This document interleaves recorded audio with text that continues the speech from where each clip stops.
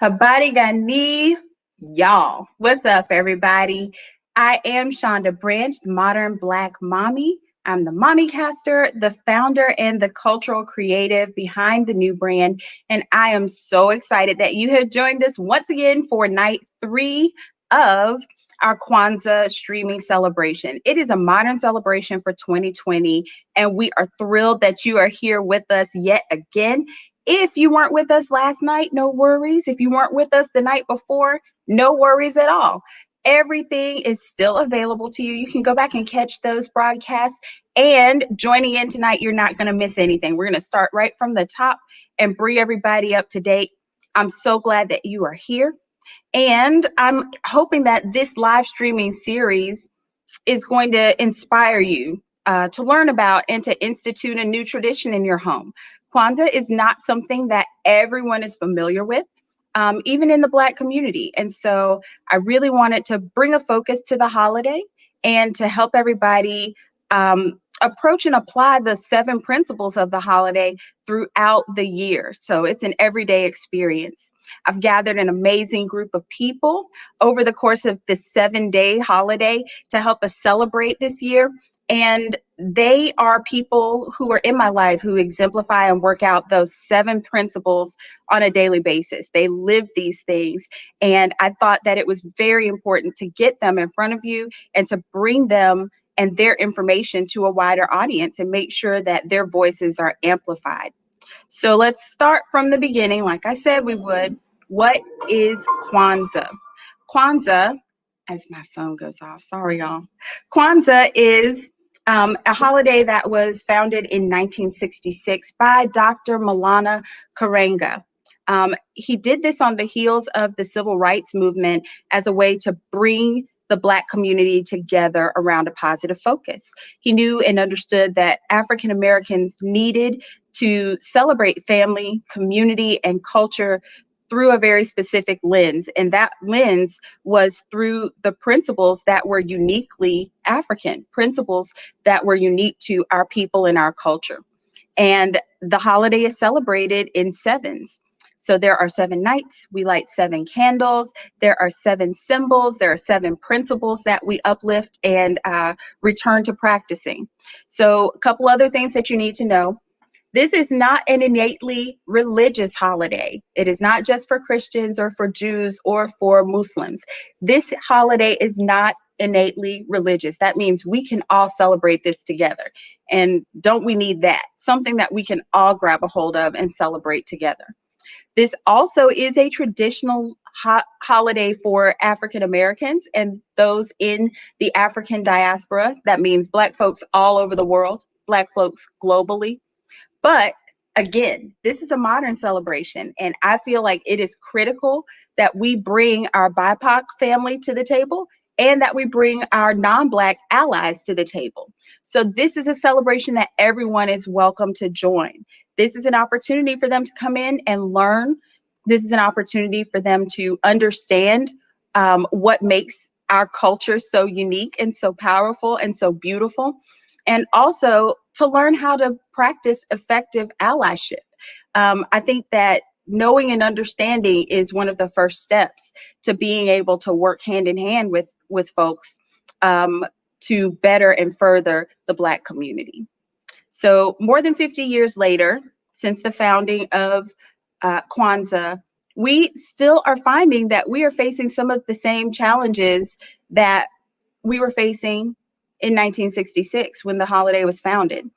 And as a mom, as a Black mom, as a Black woman, I find that distressing. And so I was seeking something for my family and for my community that would help to bring us to a place where we honestly are not um, repeating the things that have been happening over the last few generations, the things that have been repeatedly happening in our community.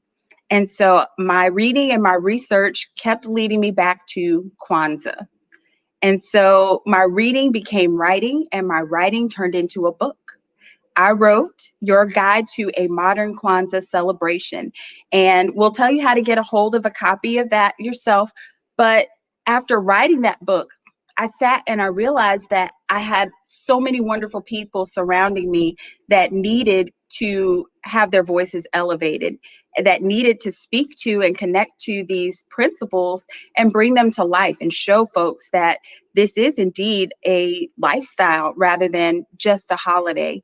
So rather than that short 7-day focus, I decided that during that holiday, we would talk to some folks who are going to help expand our knowledge and our viewpoint around these principles and give us a better and a different understanding so that we can truly make progress in our community. So this evening is very, very special. Tonight is the third of 7 live streams in the series, and it's critical that we have this conversation because I feel like this is one of the principles that is more difficult to walk out. We get a chance to see folks working together. We get a chance to see that we have lots of organizations and whatnot that are all doing work. But when we really bring a collective focus to it, I think that we are in order for change. So I have with me tonight 2 very special guests. The first is Kina Day, who is a poet, author, educator, and a community education activist, originally from Detroit. Kina is an 18-year educator and literacy specialist and is currently the senior manager for humanities grades 6 through 12 at DSST Public Schools, where she leads on curriculum, assessment, and instruction through an equity and culturally responsive lens. Kina is a board member of Colorado Black Women for Political Action, and she's the president of Not on Our Watch, known as Now Incorporated. She's been a guest on several other podcasts and radio shows, and she provides professional development in literacy education and has won multiple recognitions for her work in secondary literacy education. Kina Day, welcome, welcome, welcome. I'm so glad you were able to join me. Yes, thank you so much for having me. It's wonderful to talk about Kwanzaa. I'm very excited. This is not an opportunity that we get often, so I'm excited too. I'm going to introduce our second guest, and then we're going to learn some more about Kina. Our next guest is Kendall Harris. So Kendall L. Harris was born and raised right here in Raleigh, North Carolina. He's a graduate of Appalachian State University, where he received his BS in sociology with a minor in psychology and a concentration in corrections. With a combined 30 years of experience with Camp Oak Hill, Big Brothers and Big Sisters, Wake County Sheriff's Department, and now with the YMCA of the Triangle area, Kendall is a proven professional with a well-established track record of success and a reputation as a highly skilled community leader. Kendall enjoys opportunities to engage youth and adults in what he calls students today, leaders tomorrow. Kendall's vision is to get others to think about things on a global level, and that is why he is going to be such a tremendous guest with us tonight. Thanks for having me, Sean. It's great. It's a pleasure to be here. I'm looking forward to this time, as Ms. Day has said earlier. So thanks for having me to be here tonight. Absolutely. So I was not joking around when I said I have powerhouses when we talk about tonight's focus, tonight's principle. So we're going to move right into our candle lighting. So as you guys know, again, this is a modern Kwanzaa celebration. Ms. Day has her formal Kinara set up with her tapers and everything. I talked to a girlfriend the other night and she said, girl, don't show any pictures of my Kinara because I'm missing a green taper and a red taper. You remember when we had snow days and our power was out? She said, I ran out of white ones and I had to dip into my stash. And the stores were out this year. And it was a whole thing. So we laughed about it. But I have here my modern Kinara made of separate votive holders, which is just as beautiful and just as effective. Everything is still touching my Mkeka mat. So we're in line with the principles of what we need to do. We've already lit our first candle The black candle is always where we start. Black is representative of the people.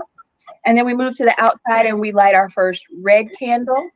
That is representative of the blood, or also in some circles, we understand it to be the struggle. And so this evening, we light our outside green candle as we lift up tonight's principle, Ujima. So let's start. Abadi Gani, Ujima. Ujima means collective work and responsibility. To build and maintain our community together and to make our brothers and sisters' problems our problems and solve them together. So now that you have heard tonight's principle, and now that you have heard the bios of tonight's guests, I'm sure you have made the connection. We are going to dig into collective work. Now, the other thing about, don't talk about my little electronic LED tea lights, y'all. I have a 2-year-old in the house. So open flames are not the thing that we do around here. All right. So let's get into it. Collective work is one of those things that it seems like a pretty straightforward notion. It seems like, okay, we work together and then things happen. But for some reason in our community, the dots do not always seem to connect. So let's start with the question that I think is at the heart of why we don't always connect those dots. I think we don't always understand what our obligations are to our brothers and sisters in the community. So let's talk about that first. What are our obligations to each other as brothers and sisters in this community? Ms. Day, I'll yield to you first. Okay, thank you. Basically, we just need to get into a point to understand that we have to build the communities that we want to live in. And until we take an active hand in doing that, we will not be liberated.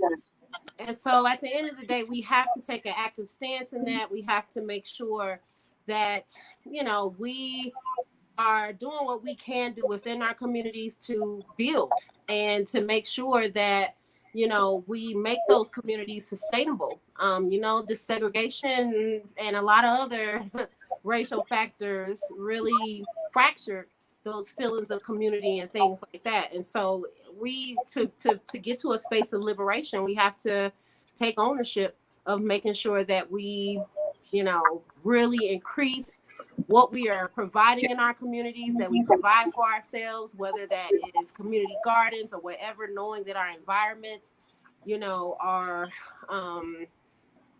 can be dangerous places that are not really designed for our growing health and sustainability. So we have to make that an obligation to ourselves so that we can continue to make sure that we are growing as a people and that we are perpetuating within our families. That's brilliant. Mr. Harris. Yeah, that's awesome, Ms. Day. I think too, we got to take our blinders off, and we got to understand our purpose and our why. And I think also from the very beginning, we got to really understand truth and real truth, and around systems, around racial equity. We have to understand truth because we all been lied to all our lives. Yes. Christopher Columbus did not discover America. We got to understand where the word gangster and the N word and thug came from. That didn't come from us. And so I'm reading a book right now by Emmanuel A. called An Uncomfortable Conversation with a Black Man. And we have to understand whether it's and also between the world and me, right? Yes. Yeah. So we have to take our blinders off and really understand our purpose and our why. And I believe when we understand our purpose and our why, that is what drives us. I always use that rap. So Eric B. and Rakim said, "Ain't where you're from, it's where you at," right? And so when you understand your purpose and your why, and I think too, Ms. Day was getting to this too. We also got to have who has global power that looks like us. Yeah. Not power. Hold up. Not just power. Global power. Look what he's doing right now. The country is doing right now. He has global power. 74 million voted for this guy. He's got some power. Okay. So we got to figure out where does our global power come from, and how do we take that global power and empower people that look like us. Mm-hmm. and understanding and staying in our lane and understand our mission and our vision and realize that it's not about us. It's about our community and our people and wanting to be the best that they can be. People are one check from being broke. Yep. And we have to call things what it is. It's not just equity. We got to understand racial equity. It's not supremacy. We got to understand white supremacy, right? And so when we work together, that you got to understand, you got to disrupt and dismantle. People don't like that. And I figured this out, and I'm 50. I figured this out the other day, Shonda and Miss Day. People don't like the truth. And that goes with all people, black, white, green, yellow, or purple. People don't like truth because truth hurts. And my grandma always told me, if you put something in a book, black folks won't read it. There it is.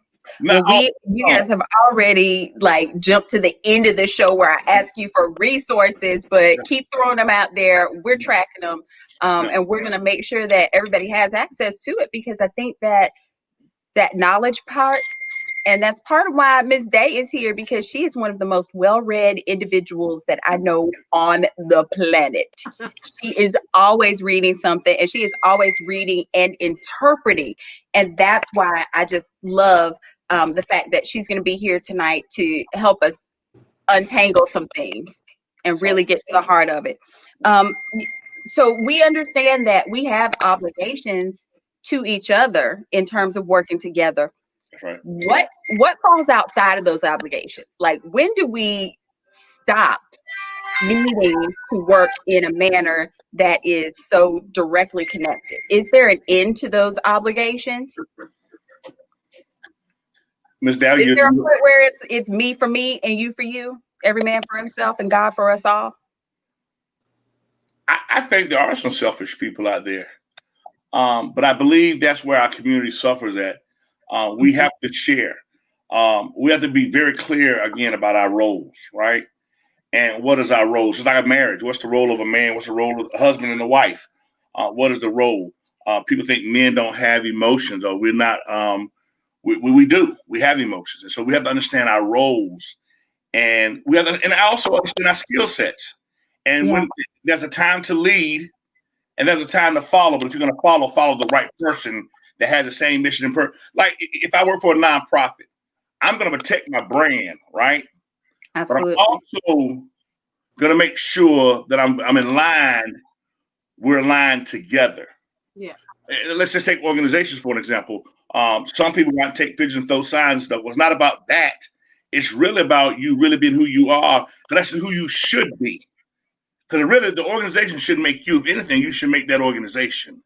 Amen. And so we have to really continue to work together. But sometimes people have been brainwashed, don't want to know any better. But also, people are in different places and spaces in their lives, and their journeys are different. How they were the upbringing, it was different. Yeah.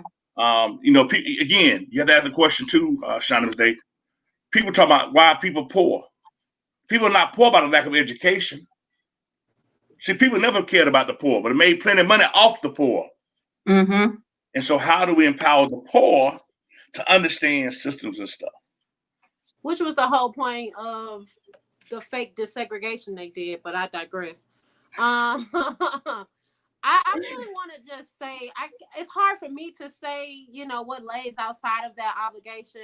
I definitely believed when Marcus Garvey did a lot of this work, he said that he wasn't taking everybody back to Africa. He said that. That's right.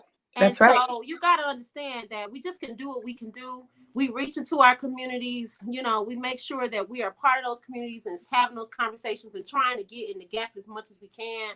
That's all I can really worry about. At the end of the day, I still got to make sure my family is good. I got to make sure that my front porch is swept. And so at the end of the day, if you got to do some self-reflection and things like that to build yourself, then so be it. But I still feel like, especially in talking about Ujima, like at the end of the day, we have to take responsibility for our communities and what we can do for that community. And it's not in lieu of the work that you do for yourself. Right.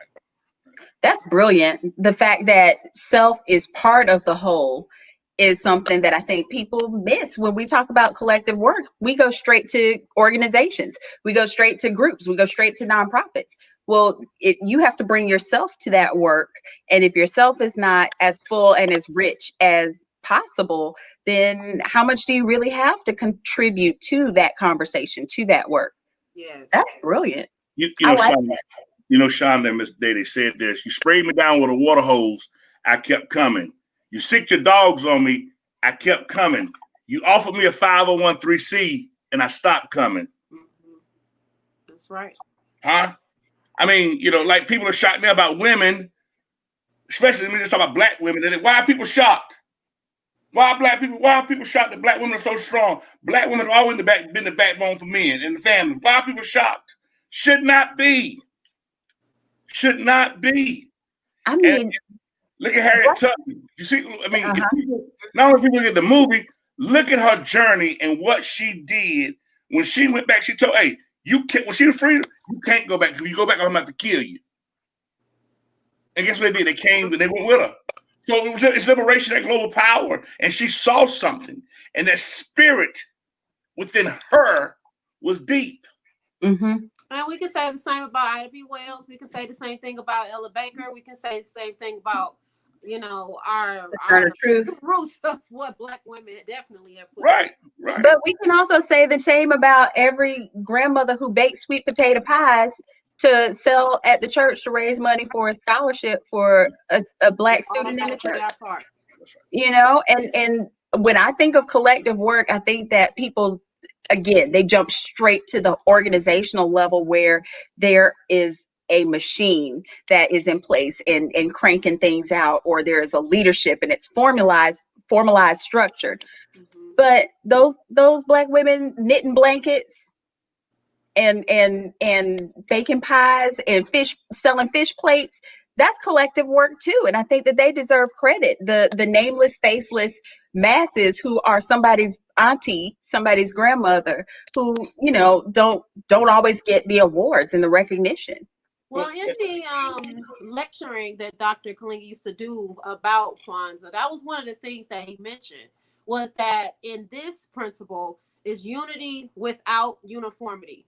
And if we can kind of push away from that white supremacist thing that everything has to be in this uniform way and everybody has to play a specific role and all that kind of stuff. Like, he really built this principle to defy that understanding, and that we continue to push in unity, but in a way that we're not trying to be uniform, and everybody understands their role and what role they're supposed to play based off of what they feel, you know, they feel comfortable adding to the community.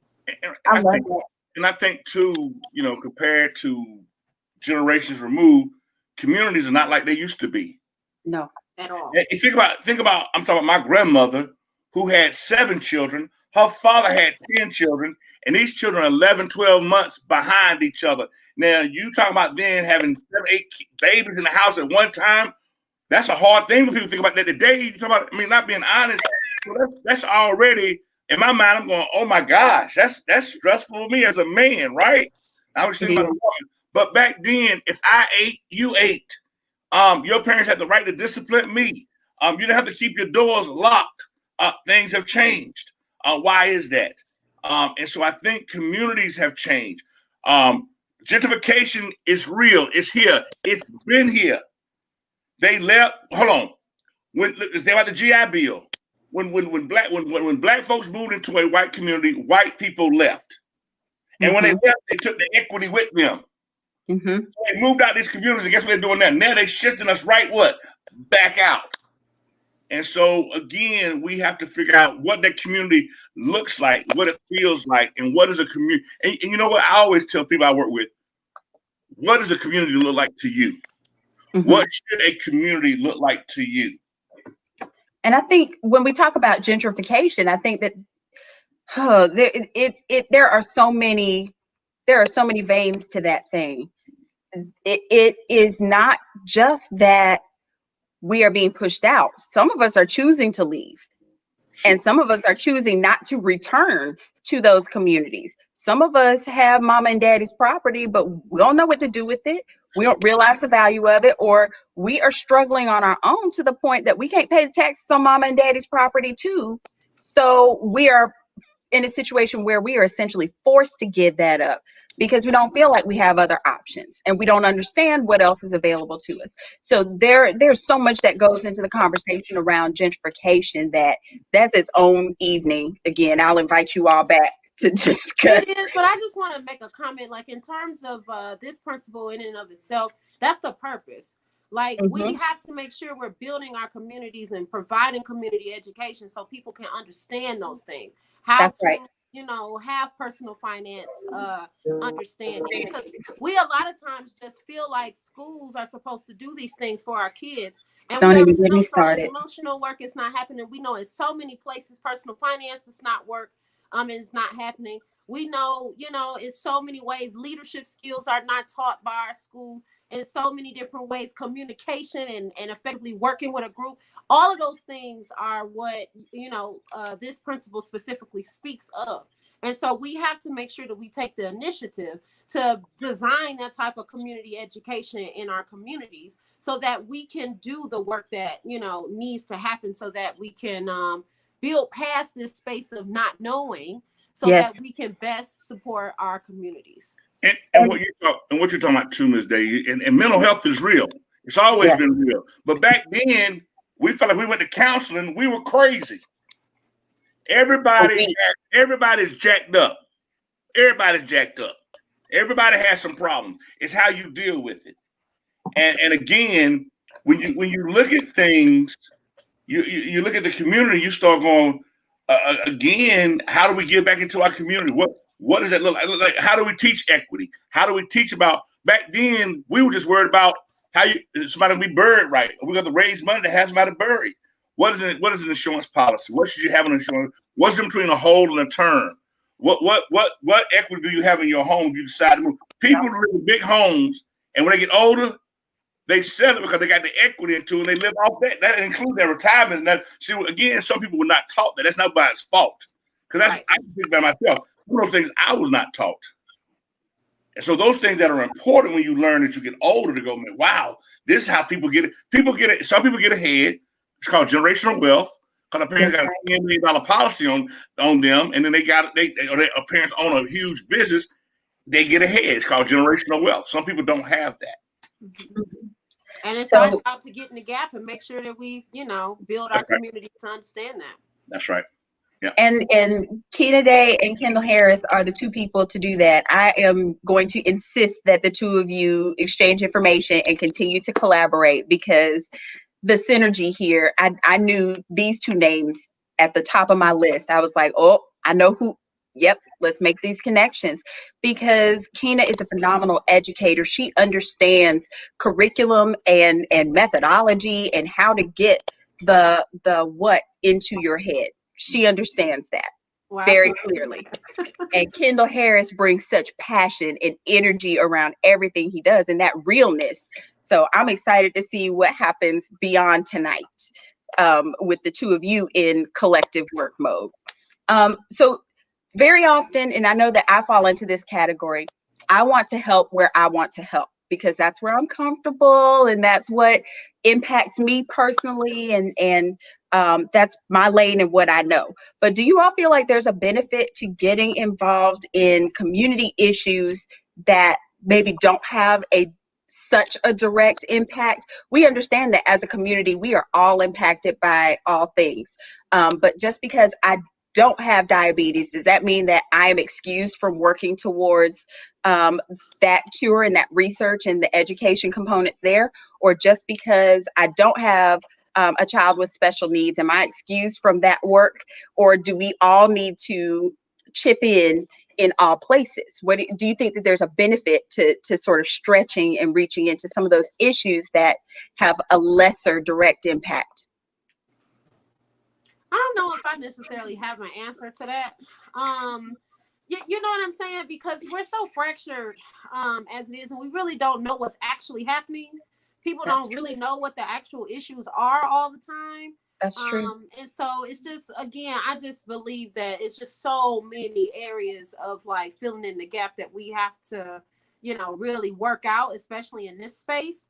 that, you know, I can't really, I think that people should be aware of all of those types of issues and definitely lean in when they need to. But I also think that there's a space where there are things that can be directly done that, you know, builds wealth.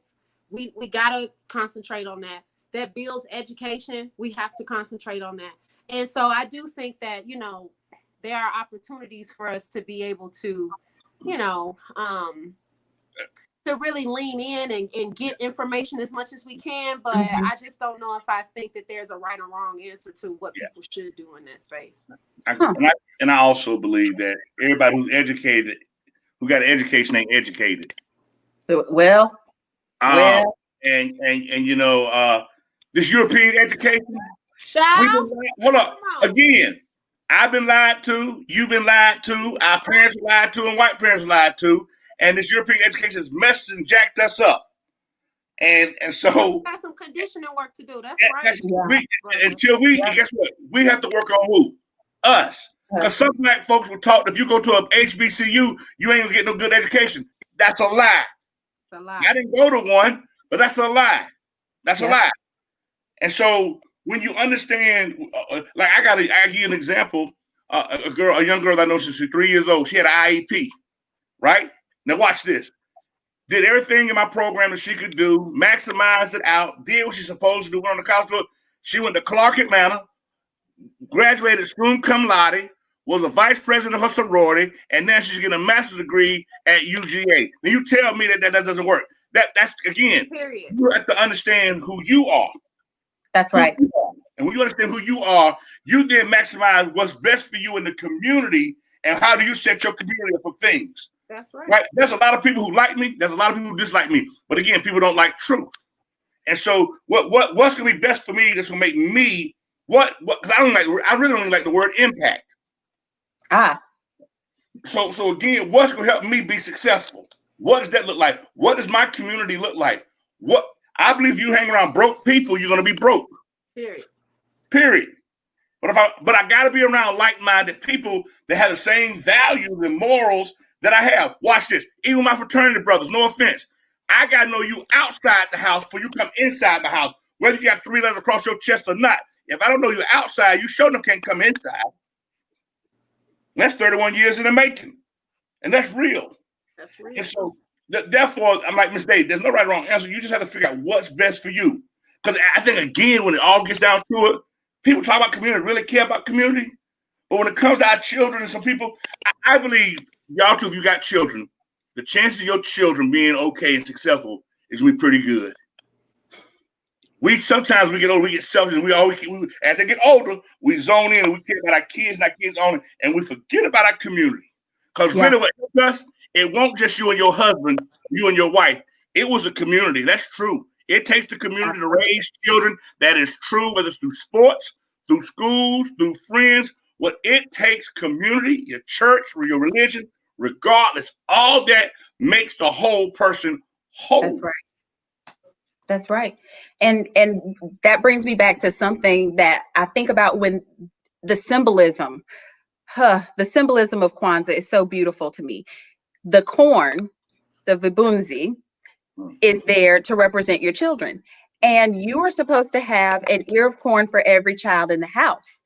But in my further reading and research, you are also supposed to have 2 ears of corn to represent the children in the community who also belong to you, who are also your responsibility, who you also have to take care of. And even households with no biological children should have their corn there as a representation of the children in that global village, that global community. And that to me is powerful imagery and the symbolism. Hats off to Dr. Karenga for all of the work that he did in establishing this carefully and intentionally, because this is not just we're going to get together and light some candles and go read this off the list and then go eat. That's not what this is. Right. Let's shine the watch today. Well, I'm sorry. Watch this. In 1993, I worked for Big Brothers and Big Sisters in Winston-Salem, North Carolina. There were 200 Black boys on the waiting list to get male mentors. Whether they were white or Black, they want to be matched with it. But you know the average weight for those Black boys to get a big brother? 2 years. That was in 1993. There's a young lady that works with the one here in the Triangle, and it's 2020. I guarantee you those numbers have jumped up tremendously more, and the waiting list is much longer. So how do we bridge that gap? Because that's a huge gap. It Why is. are black boys being matched? So where is the community at? Where are the black men at? How do we engage and do that? Now, I'm not saying black men don't do that. Hear me wrong. I'm not saying that. But how do we close that gap of I'm getting going these to talk about boys that matched? gap. Say And again, that's Ms. the gap that I would like to talk about, because that was exactly the same thing I was thinking about too, Brother Harris, right there. Yeah. Like, at the end of the day, we don't know enough about our history to know exactly how our people really pushed through segregation. A lot of this collective work worked for them then and could actually work for us now. A good example is that most people don't even know that Black Wall Street was built completely through co-ops, completely. Yep. And they would all track out different land and stuff like that, and would build, and they would build each other's homes, and they would make sure that they built this and built that, because they obviously in segregation couldn't go to where they wanted to go. So they built their own. And that's pretty much what his whole idea is of Ujima. Like, at the end of the day, we have to make sure we're building our own. People don't realize until, especially when Self-Made came out, but Madam C.J. Walker, she got that loan from her church. And at the end of the day, that's how she was able to build her business. We just need to build that kind of stuff back up, honey. We just need to go back to co-ops. We need to go back to these community gardens. I know several organizations in Denver and in Detroit, in New York. One of my friends in Detroit has the neighborhood grocery, and we were able to put money and sow money together to be able to help him build that grocery in one of the most, food deserts that exist in Detroit, Michigan. Yikes. But we put that money together and collectively did that, and now we all own shares in that grocery. All of those types of movements are happening in our communities. So we just need to find out exactly what's happening so people can really understand where they can sow into the community. And I believe it goes back to Sister Day and Sister Branch, where I believe slavery and oppression played a major role in a lot of every black folk. Right? So watch this. When we look at black men, we always hear black men are locked up. They're not in the homes. Well, if you look at slavery, let's go back there now. The black man was in the home with the woman. What the master did was took the black man out, and he was working, and then he moved him. 25 years later, the man is coming back to his wife and his children and trying to find out where they're at because he's been freed. Well, if he was in a home coming up later on, then the mom or the wife was not able to get AFDC, won't able to receive food stamps, called slavery and oppression. So it's really messed us up psychologically. The greatest thing that we can do is, how do we get together? This is my opinion. I believe that maybe when we integrated, it might have watered us down. It absolutely did. There's no question about that. There's no question about that. It was done so that they could infiltrate the money that was circulating in the black community in the first place. It was all a part of a bigger plan, honey, and we could talk about that all day long. Right. But just to even answer what you were talking about before, is that idea of how we get into the gap with mentorship. Yes. We know that there are some families that do not have certain family figures or, grandparents raising. There's a lot of opportunities for us through rite of passage programs we can put together. That's right. And other things like that to be able to get into the gap and do the mentoring work so that we can talk about what Brother Harris did and making sure that we're grabbing a child and taking them to that next place as a successor. So we have to get really serious about that. We're going to have to get serious about it for real, because the way that Trump and really jacked up this community, this economic system in the first place, child, we're going to have to get serious. We can no longer sit back and chill and think that this is an opportunity for us to just sit and watch. We have to be active. We have to take active responsibility for the communities that we're trying to build. And we have to make sure that we are educating ourselves to understand this mental conditioning that we have that has been impressed upon us on this Eurocentric mindset that was pushed against us in our educations. We have to make sure that we push against that. It's no time to sit back and be stagnant in this space. Better speak it. Something interesting happened in this moment of COVID and being out of schools. There are some families who have gotten together and they are co-opting their own homeschooling programs. I They are homeschool no my longer relying on the school system to do the work and to do the job of educating their children. They yeah. said, we know professors at the college. We know people who are good at gardening. We know dancers and actors. We know all of these people. They're going to Skype into the house on the computer anyway. So let's get these people to Skype in, to Zoom in, to Google Meets in, whatever. Let's get these people to come in and teach our children the way that we see fit. And I think that that is a powerful statement. And I think that Yeah. that is something that we need to pay attention to and So look I at would more like to carefully. speak on that really quickly. I'm a Please homeschool do. mom. I've been homeschooling my son for 3 years, and we have a very active homeschool Black community out here in Denver. And so I do get the opportunity to, decide what my son is going to learn. But speaking to, what Brother Harris was speaking about earlier about children with special needs not getting what they need and people thinking that they can't do and thus they don't give. And so my son was one of those kids, and I've homeschooled him since he was in 5th grade. And I was able to select that, okay, I want my son to learn how to cook, I want my son to learn an instrument, and so that he can get whatever scholarships, and we do all of that work here at home. So that's phenomenal. So what you've done is what we call access and opportunity and resources, That's right. right? And so really, one of the things I teach on a lot of called 7 mindsets. It's all a mindset. And it's like organization, go back to organizations and communities. If you got 150 people in the organization, only 10, 12% of them are doing the work. Right? They might pay, but only 10, 12% of the men and women are doing the work. It's a mindset. So I believe when you take, I give an example. College ain't for everybody. So we got to get that out of our mind too. We got to now go back to entrepreneurship and workforce development. HVAC, nursing. Right now, if you want to start a business right now, start it small and being at home, now's the time to do it with this COVID right now. Because right now, the people that are making this money with these small businesses, some of them are not going to be able to bounce back from this. It's going to be tough. And we got to teach our kids about a mindset. But when you go in, there's a strike on you. Yeah. There's already on your back. There's a stereotype. He or she is not going to be able to do this. You need to take this class. That's when it becomes like you got to be an advocate. And what is an advocate? Right. What is an advocate? Because at the end of the day, the person who knows your child the best is you. That's right. And you got to advocate the right way. And so culturally, we do things different with our children. Now, I know my child. I know if my child says something, there's some consequences at the crib. You step out of line, there's some consequences, right? And so it's a mindset. It's not, and again, we got to get assimilation out of our mind. It's not assimilating. I don't assimilate. Yeah.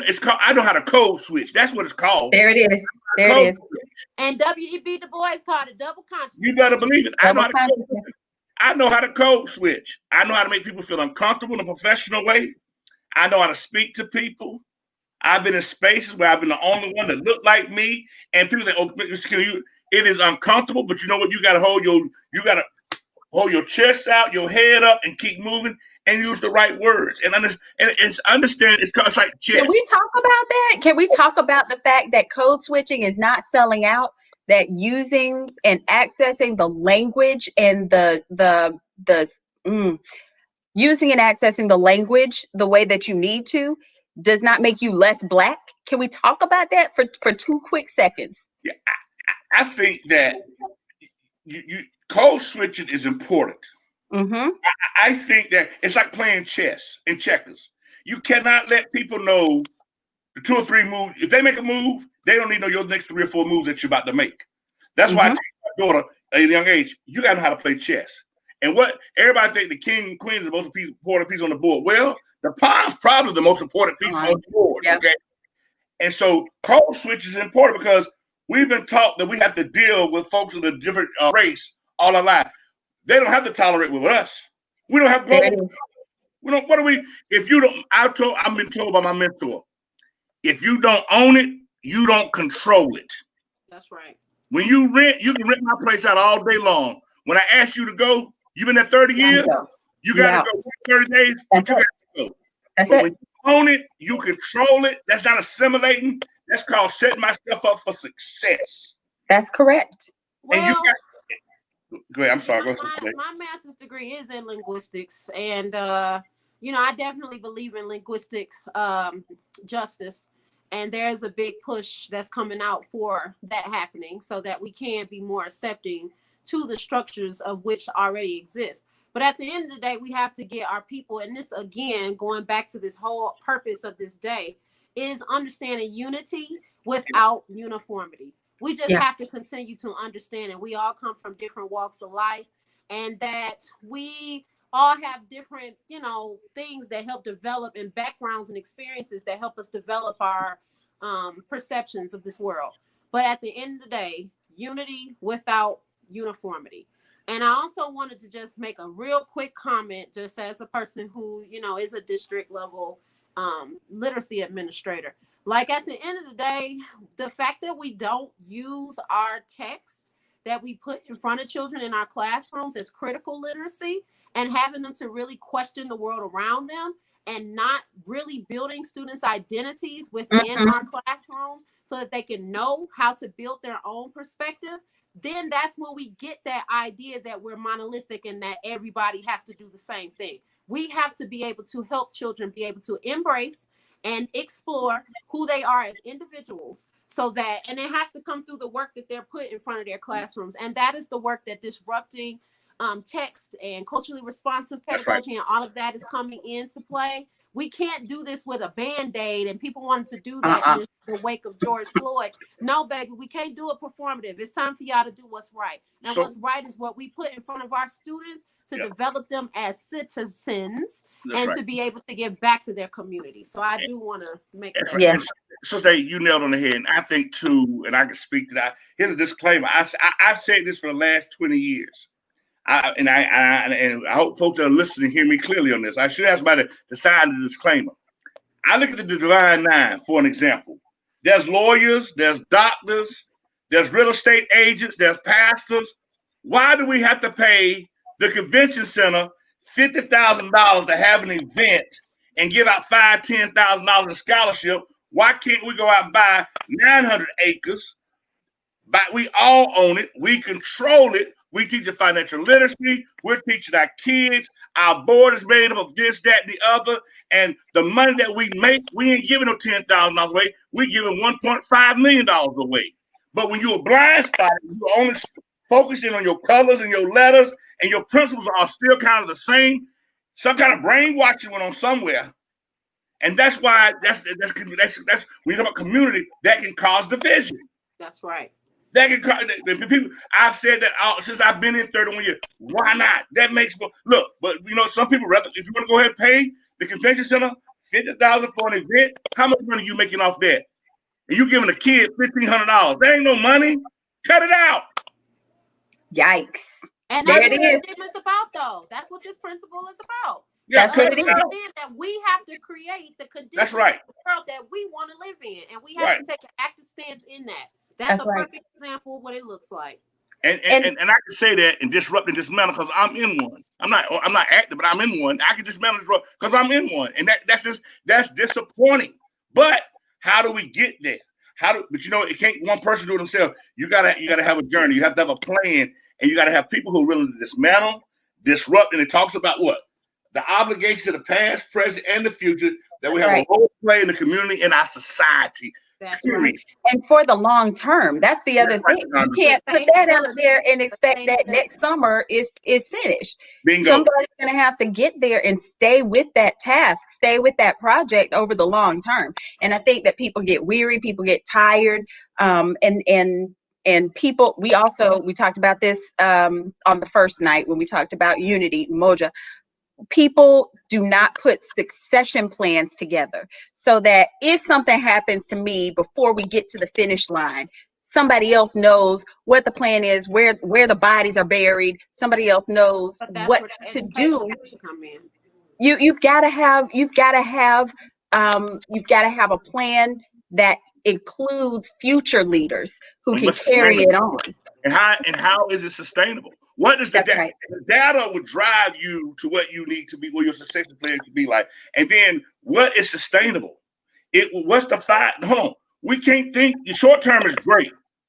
But people that do well, they don't think 3 years out. They think 15, 20. Look at John Kane that's about to do this thing in Raleigh. He has revitalized North Hills in Raleigh. He's going to get downtown South. He had a vision not just 2 years ago. He's had that vision for 20 years or plus. So we have to have that same frame and that mindset. And you sometimes got to be in spaces with them. And I tell people this, just because you're at the table and been invited, don't mean you eating with them either. There's a meeting before, there's a meeting before, during, and after. And sometimes you ain't invited to none of them. Oh. It's true. It's true. And y'all took the question. I love that the conversation is moving without me. But let's not excuse our churches and our mosques and our synagogues and our places of worship from that conversation when we talk about organizations. Let's not excuse our nonprofits from that conversation when we have it. Because I feel like a lot of our nonprofits experience mission creep. And they get away from what they were initially founded to do and the way that they were initially doing things. And I understand that sometimes methodologies have to change, and sometimes the problem changes on you midstream. There are some organizations right now in the midst of this COVID pandemic that they simply cannot function the way that they were functioning, and they are having to retool.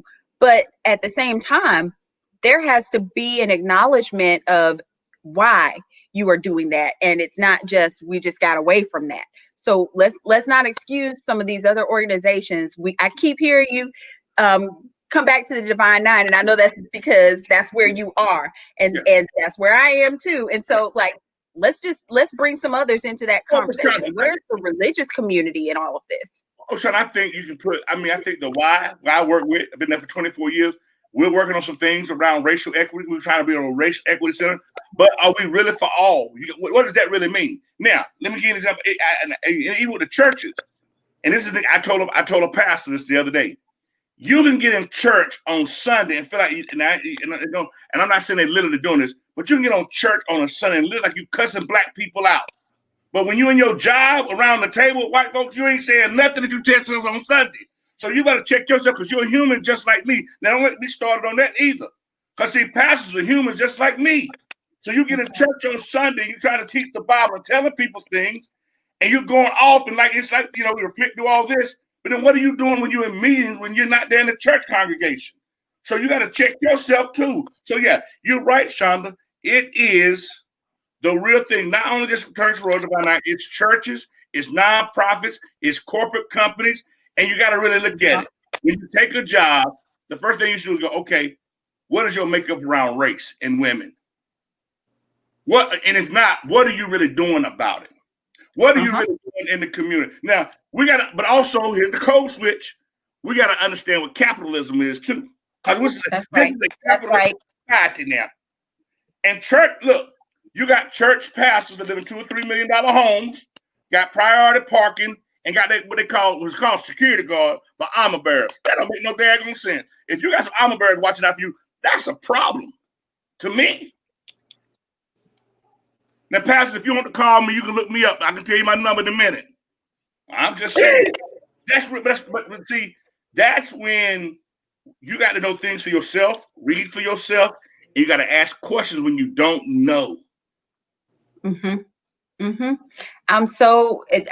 I want to get into strategy because we've said a whole lot about where we need to start, but we haven't really dug into how.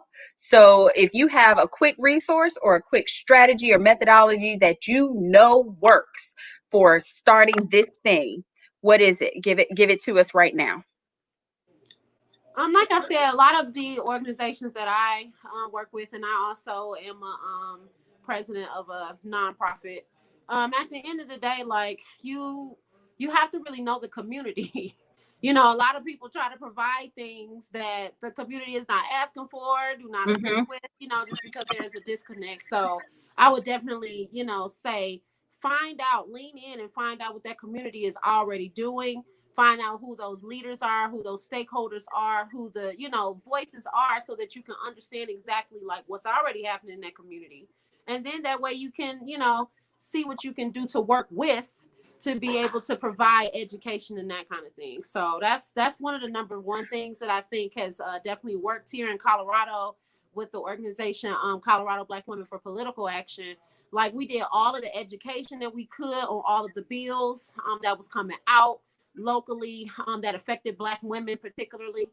We talked about different things that and different educational spaces. So we talked about the history of, like abortion and what happened with, women like Fannie Lou Hamer, and how, you know what I'm saying, like their organs were taken without any, without their consent. Like, we taught about all of those types of things to the community. And then we got people on the ground to be able to really lean into voting. And so we had 83% of Colorado voting in the last election. Wow. And so, I mean, that was a big deal for us, but I know it was just so many organizations working together in concert with each other, not against each other, to be able to get that information out. And so we're definitely working in that organization, as well as now to be able to provide virtual understanding of a lot of the things. I believe in Claude Anderson, honey. That is who I follow. And I also follow, Sandy Darity. And so just understanding what their philosophies are on, reparations, or even just like how the labor and capitalism actually works. Like, we try to do some education on that. Last year, we did some education on color of law, and really showed people like what FDR's policies did and how it created redlining and how it has affected our wealth to this day. That's and right. People just need to understand that those are the types of things that exist. And so I just believe in leaning into the community and giving that education and just giving people that understanding so that they can feel convicted to be able to do something. And like I said, there are co-ops all over the place. There are opportunities for us to do mentorships. And we just have to just really talk about what we want our communities to look like and begin the work to do that work. Very brief. That's great. So I think she wrapped it up well. I would say I'm a Brian Stevenson fan, right? And I think that before you do anything, it's the research, right? It's getting an understanding of what all this stuff is about. But I use an example. I'm not saying this because you're on here, Shonda, but I think, the work that your husband do is phenomenal. But I think, when he knows, there's some things that he knows that I may not know, but there's a trust factor there, right? Him to he's on my board, for an example.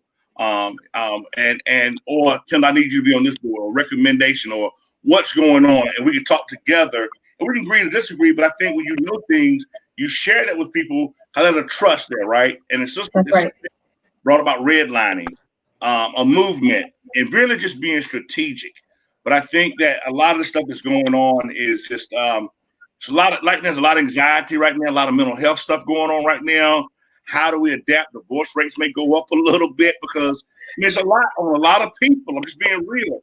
And so you got to take care of yourself. And I told somebody this the other day. If you're not taking care of yourself, you can't be a good person yourself. You can't be a good husband, a wife, a father, whatever it may, mentor. You got to take care of yourself right now. So when because this too shall pass. And when it does, what space and place are you in? As Sister Day said, these readings about redlining and what does that really mean, and really understanding systems and racial systems. So I'm involved a lot in the last 15 years now, Racial Equity Institute. I'm doing a lot of work with them and really doing a lot of work. And I didn't know this stuff, to what ways back. So I think those things are incredible, and you got to be willing to take it. And here's the thing: what are you willing to lose, and what are you willing to die for? That's it. I'm so floored by this conversation. This has really just given me so much energy and life. I'm so excited. One other resource that I want to plug applies directly to our arts community, but these are the kinds of conversations that are bleeding over into that space. On Thursday nights, RDU on Stage hosts Torn, Theater on Race and Negativity. And that program was established in the wake of the incident, the murder of George Floyd, and in the days and weeks following, we began to have these conversations on this platform, just like we're sitting and talking today. And so, don't be surprised if the two of you get invitations to come and talk about some of these things as we apply an arts lens. I know, Miss Day, you are my line sister in Sigma Alpha Iota Music Fraternity for Women Incorporated. So you have a very close tie to the arts. And I'm just thrilled that you were able to come and share with us. Brother Harris, you invited me to one of the workshops early on in this race work, in this racial equity work. You invited me to come out and be a part of that training, and it was a significant shift for me. It was the start of, again, a lot of the reading and the research that I began to do into what was happening around me, and I began to understand things differently. And of course, your friendship over the years has meant the world to me as well. So I want you two to sit back and enjoy, because I have one more special guest who's going to join us this evening. We have Bobby Sherrard. Mr. Bobby Sherrard is the band director at Neal Middle School in Durham. And he is also a musician for several productions and performances and performance companies from across the state, such as Pure Life Theater, Stage Struck, Center Stage Theater. He is going to give us a drumming performance this evening, because Kwanzaa is about culture, and the arts is a huge part of that. And I did not want these 7 nights to pass without a performance from this gentleman. So Mr. Bobby Sherrard is going to pop in just a little bit, and I think that he has some friends with him as well. Hello, everybody. Awesome. Hello. Great evening. Great evening. It's so good. Well? I can hear you. I'm getting a little bit of an echo, but I can hear you. Okay. So first and foremost, we've definitely enjoyed the conversation this evening.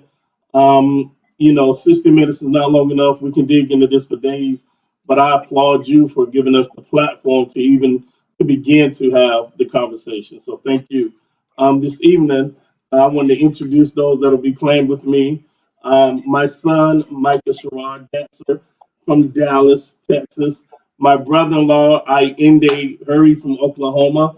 And sitting in with us, my wife, Colette Sherrod, who's going to be on one of the sessions later. And I definitely wanted for Colette and Inde to talk about, we talked about collective work and responsibility and what they're doing to keep their father's legacy and name alive as it relates to the last poets. Oh, cool. So I'll turn it over to Inde for a second, then we're going to go into playing us out. Yeah, thanks for having us. And I guess I won't be long, but our biggest contribution to the struggle, even now, and also back in the day during the Civil Rights Movement, our father was the percussionist for the last poets in the 60s and 70s. We consider him the original DJ of hip hop. Nowadays DJs do it on turntables. Our father, he did it with congas. So he supplied the beat for the lyricists in the last poets. So we're lucky to continue that legacy of roots and culture. Thanks for having us.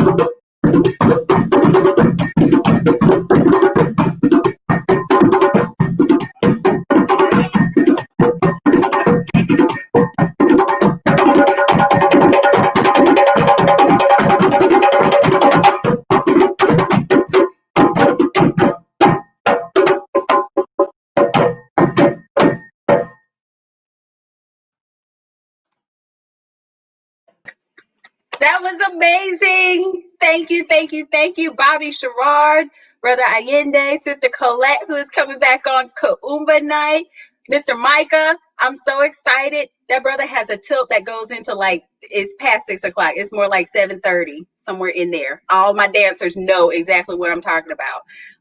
Thank you so much for joining us tonight. I want to thank everybody for being with us here in the audience.